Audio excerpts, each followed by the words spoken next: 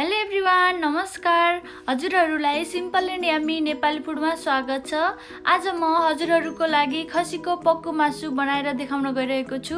पक्कु बनाउन एकदमै सजिलो हुन्छ, यो खाँदा पनि एकदमै मिठो हुन्छ। यदि हजुरहरू मेरो च्यानलमा नयाँ हुनुहुन्छ भने प्लिज मेरो च्यानललाई सब्स्क्राइब गरिदिनु होला र यस्तै भिडियो हेर्नको लागि बेल आइकनलाई पनि प्रेस गरिदिनु होला। पक्कु बनाउनको लागि मैले लिएको छु 1 केजी खसीको मासु, त्यसैगरी 1 चम्मच जिरा धनियाको पाउडर, 1 चम्मच रातो धुलो खुर्सानी, स्वाद अनुसार नुन, त्यसैगरी थोरै तेजपत्ता र दालचिनी, त्यसैगरी ल्वाङ, सुकमिर र मरिचको पाउडर, आधा चम्मच बेसार,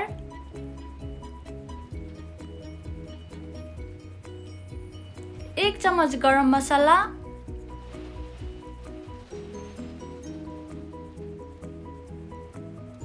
त्यसैगरी 2 चम्मच तोरीको तेल,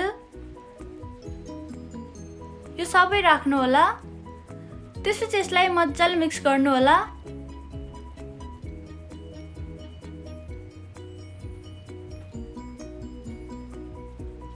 कम्तीमा पनि 10 मिनेट जस्तो मजाले मिक्स गर्नु होला।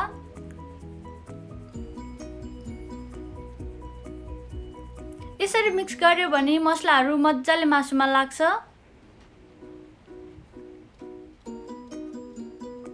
त्यसपछि यसलाई 2 घण्टा जस्तो छोपेर राख्नु होला।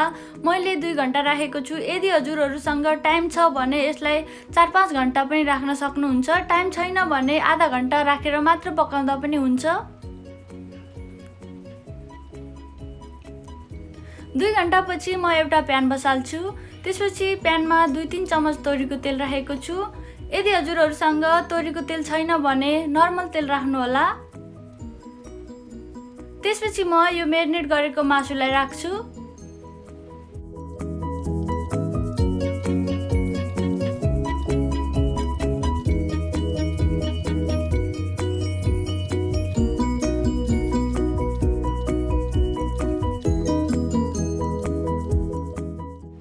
सबै मासु राखिसकेपछि मजाले चलाइदिनु होला।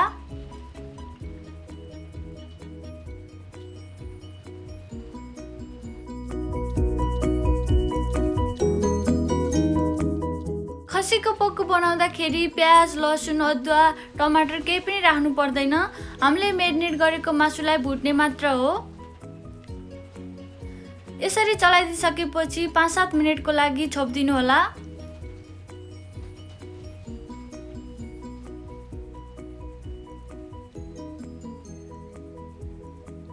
यतिखेर हाम्रो हिट लो हुनुपर्ने हुन्छ। 5-7 मिनेटपछि मैले खोलेको छु।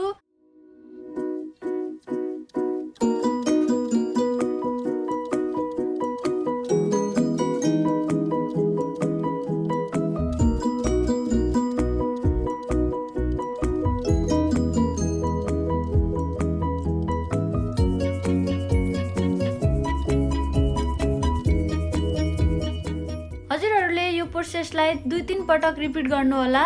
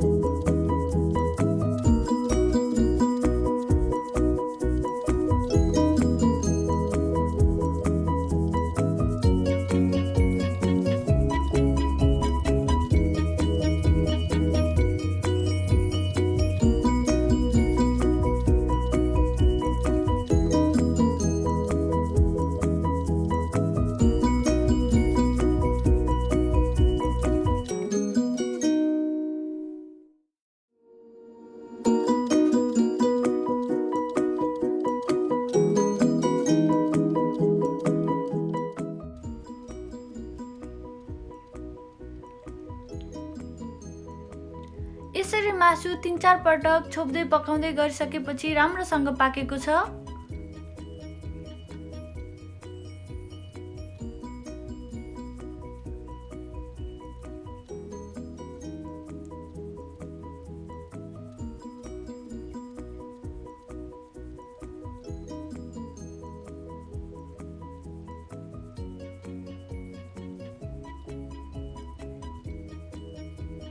वाउ, एकदमै राम्रो देखिएको छ।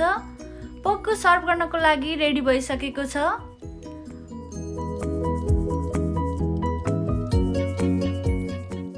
हजुरहरूले पनि यस्तै मिठो खसीको पक्कु बनाएर खानु होला। हजुरहरूलाई यो मेरो भिडियो कस्तो लाग्यो प्लिज कमेन्ट गरिदिनु होला र लाइक, शेयर, सब्स्क्राइब गर्न नबिर्सिनु होला। Thank you.